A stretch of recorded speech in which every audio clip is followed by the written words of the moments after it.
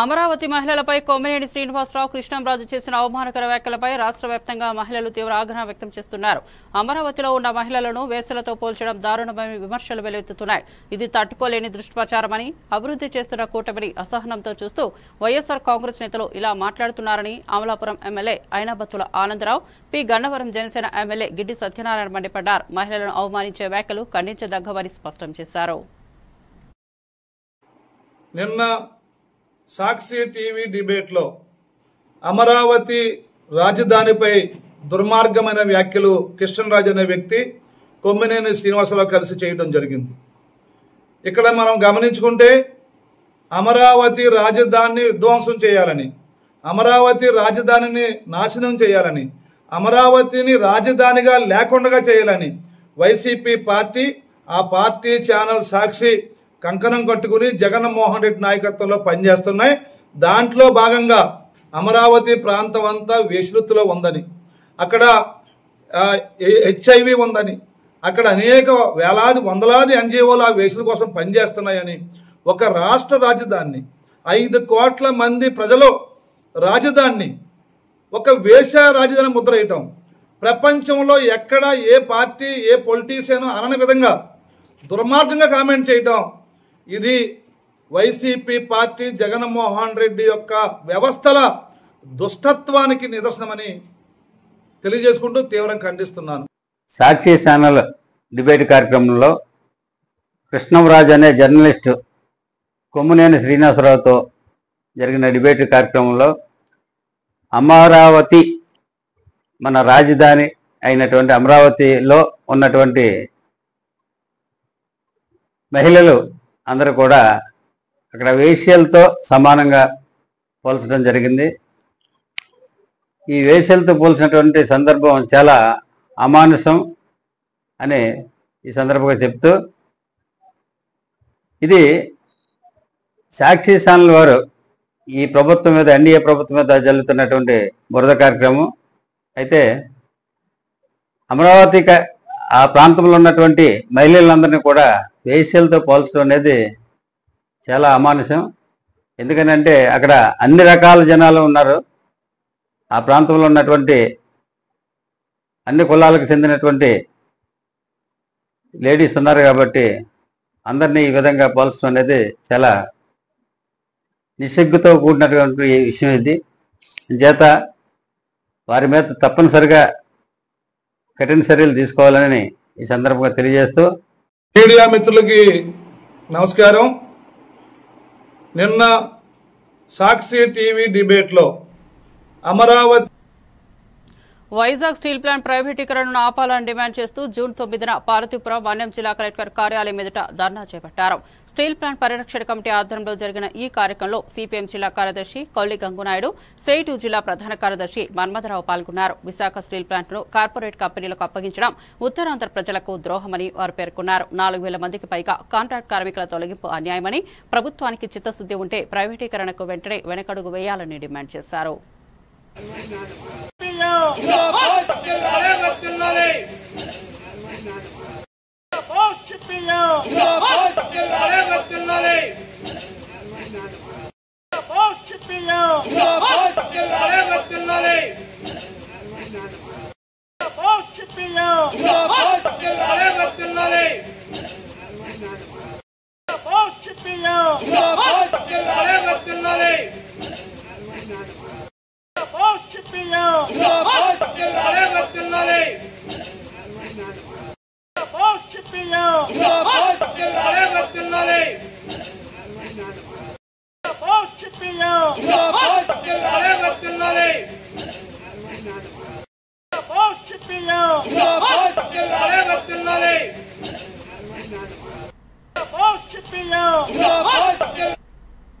మోపిదేవి గ్రామంలో నిర్మించిన సచివాలయ భవనాన్ని అధికారికంగా ప్రారంభించాలని గ్రామస్తులు ప్రభుత్వాన్ని కోరుతున్నారు. అన్ని వసతులతో నిర్మాణం పూర్తయినా ఇంకా ప్రారంభించకపోవడం వల్ల భవనం నిరుపయోగంగా మారిందన్నారు. గత ప్రభుత్వం మండలంలో 12 సచివాలయాలకు ఒక్కొక్కదానికి 43 లక్షల నిధులు కేటాయించింది. కొంతమంది గ్రామాల్లో ముఖ్యంగా కొక్కిలిగడ్డలో నిర్మాణాలు అసంపూర్తిగా ఉండటం వల్ల ప్రజలకు ఉపయోగపడడం లేదు.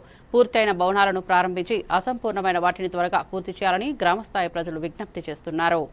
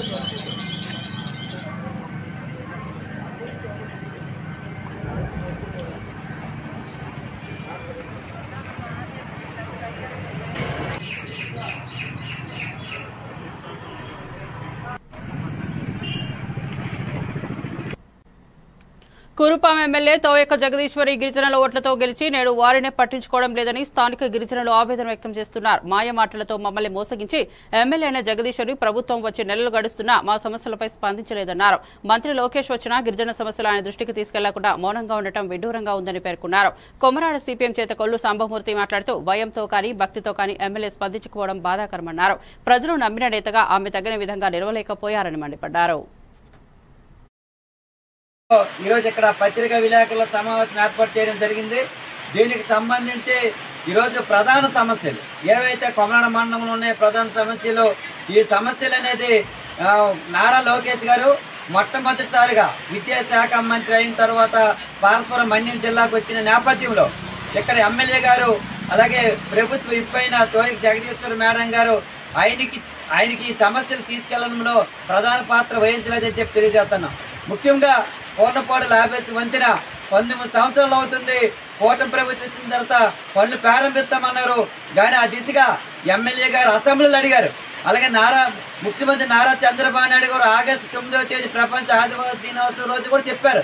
అయినా దానిపైన ఈమెకి ఏమాత్రం కూడా మనము మంత్రి గారికి అడగకపోవడం చాలన్నీ. ఇదే కాదు ఏనుగులు, ఇదిగో ఏనుగులు వచ్చాయి. ఈ 9 సంవత్సరాలు అవుతుంది, 11 మంది చనిపోయారు.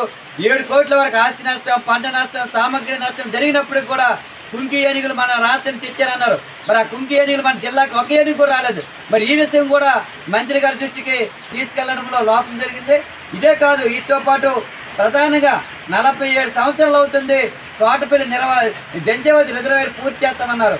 కూటమి ప్రభుత్వం వచ్చిన తర్వాత ఇదే కాదు, తోటపల్లి నిర్వాచన సమస్య 2006 నుండి ఇప్పటికి ఎన్ని సంవత్సరాలు అవుతుంది, ఇంకా కూడా సమస్య కొనసాగుతుంది. ఆ సమస్య కూడా ఆయన దృష్టిలో పెట్టలేదు. ఏదేమైనా మన నారా లోకేష్ గారి దృష్టిలో ప్రధాన సమస్యలు కూడా ఇక్కడ ఎమ్మెల్యే గారు ఆయన దృష్టికి తీసుకెళ్ళకపోవడం చాలా అన్యాయం. కాబట్టి ఇప్పటికైనా ఏదైతే ఈ పూర్ణపాడు లాభేసి వంచిన పెండింగ్ పనులు పూర్తి చేయాలి. 47 సంవత్సరాలుగా అసంపూర్తిగా వచ్చిన జంజావతి రిజర్వేర్ పూర్తి చేయాలి. తోటపల్లి నిర్వాసిత సమస్యలు పరిష్కారం చేయాలి. అలాగే గుమ్మిడిగడ్డ నల్గొండ జిల్లా మిర్యాలగూడలో మంత్రి కోమటిరెడ్డి వెంకటరెడ్డి, ఉత్తమ్ కుమార్ రెడ్డి, పొంగులేటి శ్రీనివాసరెడ్డి, స్థానిక ఎమ్మెల్యే బత్తుల లక్ష్మారెడ్డి అధ్యక్షతన సుడిగాలి పర్యటన నిర్వహించారు. ఇందిరమ్మ ఇళ్ల లబ్దిదారులకు మంజూరు పత్రాలు, సన్నబియ్యం పంపిణీ చేసి అధికారులతో సమీక్షా సమావేశం జరిపారు. కాంగ్రెస్ పాలన ప్రజల అభిమానం పొందుతోందని పేర్కొన్నారు. కేసీఆర్ ప్రభుత్వం డబుల్ బెడ్రూమ్ ఇండ్ల పేరుతో మోసం చేసిందని విమర్శించారు.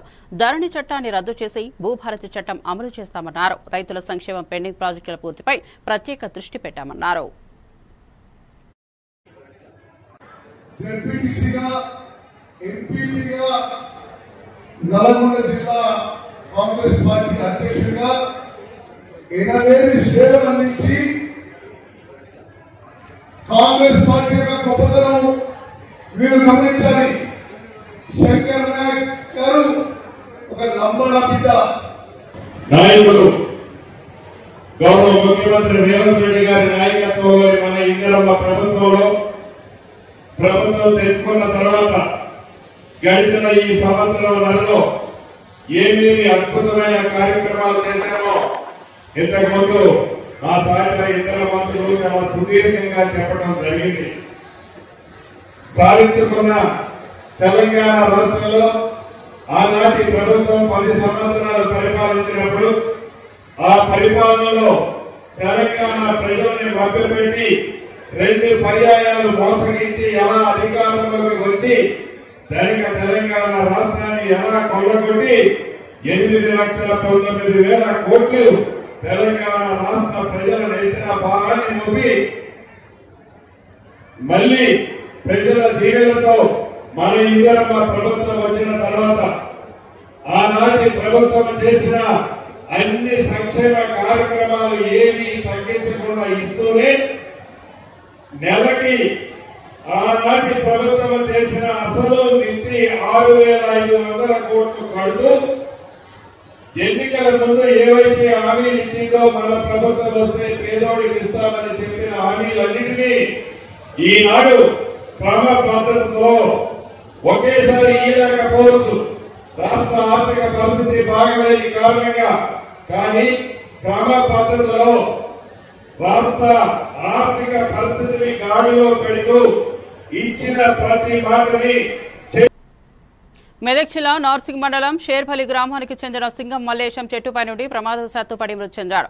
రాత్రి ఘటనను గమనించిన కుటుంబ సభ్యులు నార్సింగ్ పోలీసులకు సమాచారం అందించారు. వాటి సంఘటనా స్థలానికి చేరుకుని మృతదేహాన్ని పరిశీలించిన తర్వాత అది చిన్నశంకరంపేట పోలీస్ స్టేషన్ పరిధిలోకి వస్తుందని భావించి అక్కడి పోలీసులకు సమాచారం ఇచ్చారు. చిన్నశంకరంపేట ఎస్ఐ నారాయణ గౌడ్ ఘటనా స్థలానికి చేరుకుని మల్లేశం భార్య లక్ష్మీ ఫిర్యాదు మేరకు కేసు నమోదు చేసి దర్యాప్తు చేస్తున్నారు. పోస్ట్ మార్టం నిమిత్తం మృతదేహాన్ని ఏరియా ఆసుపత్రికి తరలించారు.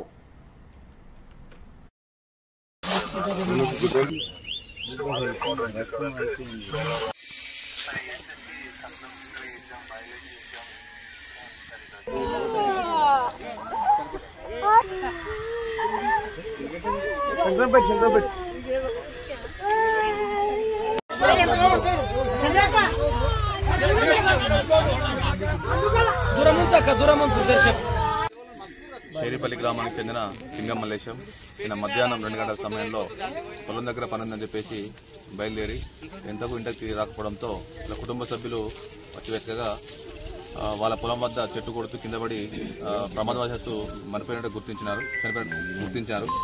ఇటు విషయమై వాళ్ళ భార్య లక్ష్మీ ఫిర్యాదు మేరకు కేసు నమోదు చేసి బాడీని పోస్ట్మార్టం నిమిత్తం రామంపేట ప్రభుత్వ ఆసుపత్రి. విజయవాడ సమీపంలో ఆత్కూరు ఫ్లైఓవర్ వద్ద ఘోర రోడ్డు ప్రమాదం చోటు చేసుకుంది.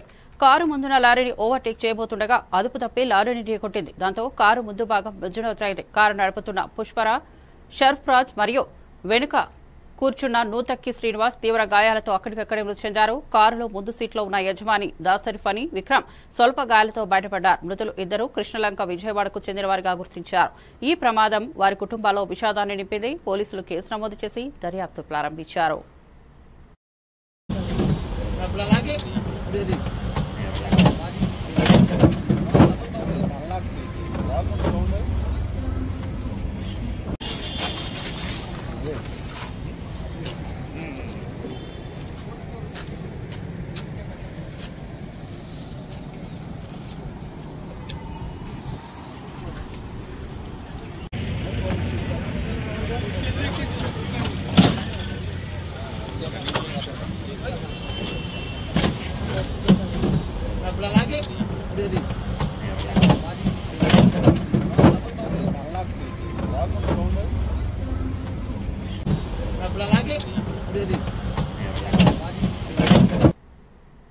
మంగళవారం ఉదయం 10:30 అంబేద్కర్ జంక్షన్ వద్ద వైఎస్సార్ కాంగ్రెస్ పార్టీ మహిళా విభాగం ఆధ్వర్యంలో కూటమి ప్రభుత్వ ఏడాది పాలనపై నిరసన కార్యక్రమం నిర్వహించారు. మహిళలపై అఘాయిత్యాలు, అత్యాచారాలు, హత్యలను అరికట్టడంలో ప్రభుత్వం పూర్తిగా విఫలమైందని ఆరోపిస్తూ అంబేద్కర్ విగ్రహానికి పాలాభిషేకం చేశారు. అనంతరం వినతిపత్రం సమర్పించారు. ఈ కార్యక్రమంలో వైసీపీ మహిళలు భారీగా పాల్గొని మహిళా రక్షణలో కూటమి ప్రభుత్వ నిర్లక్ష్యాన్ని వ్యతిరేకించారు. రాష్ట్రంలో ఎక్కడ కూడా ఏ అభివృద్ధి కూడా జరిగిందనేది ఎక్కడ కూడా కనబడట్లేదు. ఎన్నో హామీలు ఇచ్చి సూపర్ సిక్స్ అని ఎన్నో హామీలు ఇచ్చి ప్రజలను నిర్దేశించారని మరొకసారి చెప్పడంలో అతిశయోక్తి లేదు. ఈరోజు చూసుకుంటే ఒక మహిళలకి ఎంత అన్యాయం జరుగుతుందనేది ప్రతి ఒక్కరికి తెలుసు. ఈరోజు ఎందుకురా బాబు ఈ రోడ్డు వేసి గెలిపించాలనే స్థితికి ప్రతి ఒక్కరు కూడా చాలా బాధపడుతున్నారు.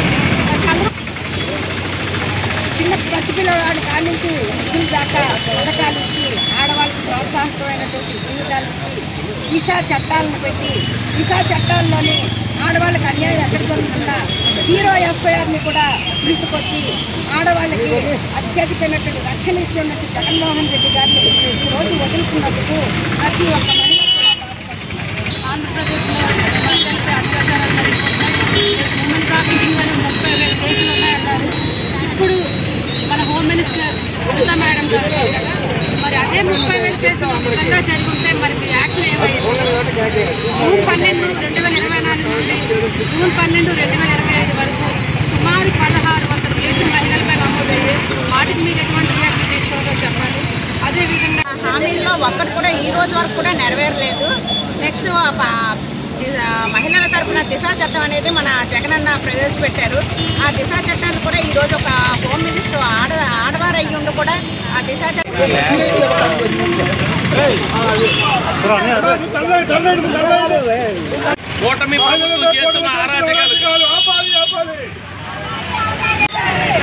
కరెక్ట్ బ్యాండ్ కరెక్ట్ వస్తే సరిపోద్ది, అలా అవసరం లేదు కూడా.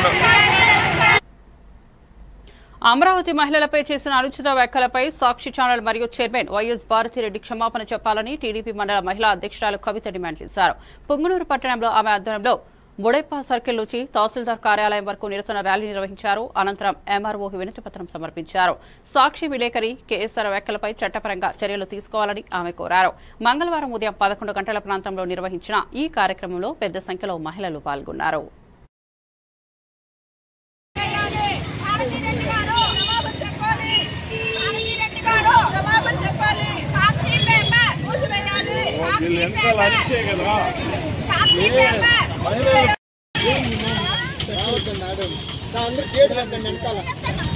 సాక్షి పేపర్ డౌన్ డౌన్, సాక్షి పేపర్ డౌన్ డౌన్, సాక్షి ఛానల్ డౌన్ డౌన్, భారతిరెడ్డి క్షమాపణ చెప్పాలి, భారతిరెడ్డి క్షమాపణ చెప్పాలి, సాక్షి పేపర్ డౌన్ డౌన్, సాక్షి పేపర్, సాక్షి పేపర్, సాక్షి ఛానల్, సాక్షి మీడియా, సాక్షి టీవీ మూసేయాలి, సాక్షి మీడియా మూసేయాలి, భారతిరెడ్డి గారు క్షమాపణ చెప్పాలి, భారతిరెడ్డి గారు క్షమాపణ చెప్పాలి, అమరావతి మహిళలను కించపరిచిన సాక్షి మీడియా మూసివేయాలి, అమరావతి మహిళలను కించపరిచి మాట్లాడిన మహిళలను కించపరిచిన సాక్షి మీడియా మూసివేయాలి, అమరావతి మహిళలను కించపరిచిన సాక్షి మీడియా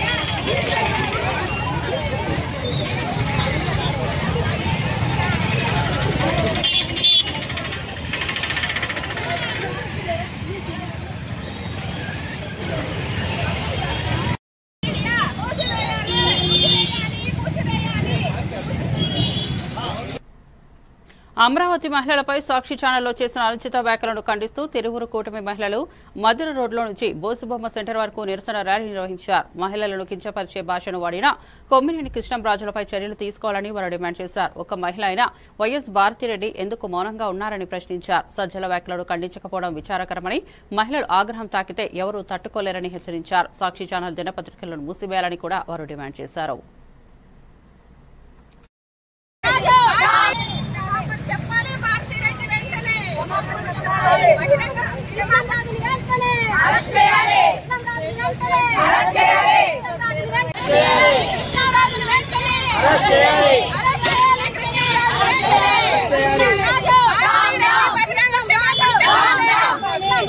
కృష్ణంరాజుని వెంటనే అమరావతి మహిళలపై అసభ్య పదజాలం వాడిన కృష్ణంరాజుని వెంటనే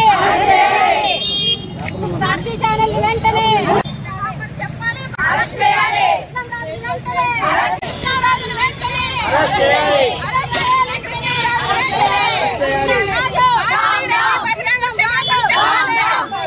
కృష్ణంరాజుని వెంటనే సాక్షి ఛానల్. నార్త్ జోన్ పోలీసులు ఫోన్ కోసం స్నేహితుడిని హత్య చేసిన 5 యువకులను అరెస్ట్ చేశారు. జూన్ 4న కోరుకొండ మండలం నిడిగట్ల శివారులో కోవాడ చిడబ్బులు అనే యువకుడిని మద్యం మత్తులో జరిగిన ఘర్షణ నేపథ్యంలో నిర్మానుష్య ప్రాంతానికి తీసుకెళ్లి హత్య చేశారు. డీజే సాయి, శెట్టి వీరబాబు, ఆకుల గణేష్, కర్రి శ్రీనివాసరెడ్డి, రేలంగి తరుణులను అరెస్ట్ చేసినట్లు డీఎస్పీ శ్రీకాంత్ తెలిపారు. హత్యలో బ్లేడ్లు, బండరాయి వాడినట్లు గుర్తించామని, 2 బైకులు, సెల్ ఫోన్లు సీజ్ చేశామని తెలిపారు. నిందితులపై జిల్లాలో అనేక కేసులు నమోదై ఉన్నాయని పేర్కొన్నారు. నమోదు చేయడం జరిగింది.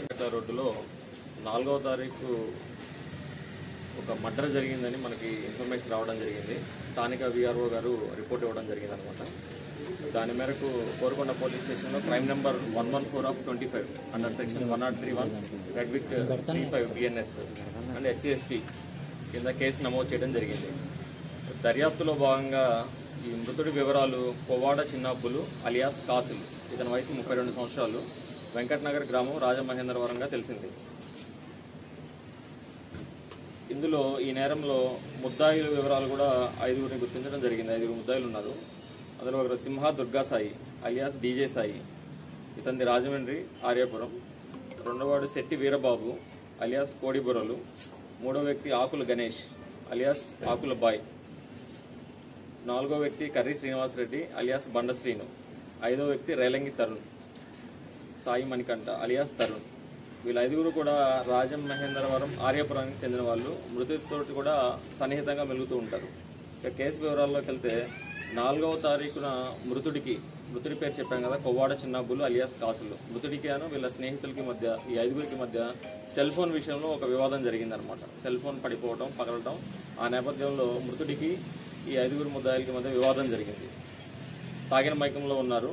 తర్వాత సమస్య అలాగే జన్వాలు అవడానికి దాంట్లో అసలు తెలుస్తుంది కదా. అసలు మీడియా ద్వారా ప్రజలందరూ కూడా మేము చెప్తుంది ఏంటంటే, మద్యానికి బానిసై అలానే ఈ గంజాయికి వీటికి అలవాటు పడి యువత అందరూ పెడదరవ పట్టి నేరాలకు పాల్పడడం జరుగుతూ ఉంటుంది. మీ ద్వారా కూడా ప్రజలందరికీ విజ్ఞప్తి ఏం చేస్తున్నామంటే, మీకు సంబంధించిన సమాచారం అని ఉంటే గంజాయి వాడకానికి సంబంధించి, గంజాయి అమ్మకాలు కొనుగోలుకి సంబంధించి వాళ్ళు తయారవుతారు. తల్లిదండ్రులు బంధువులు అందరూ కూడా చెప్పేది అంటే, ఎవరైనా ఒక పెడదవ. మరిన్ని అప్డేట్స్ కోసం చూస్తూనే ఉండండి A1 TV తెలుగు న్యూస్.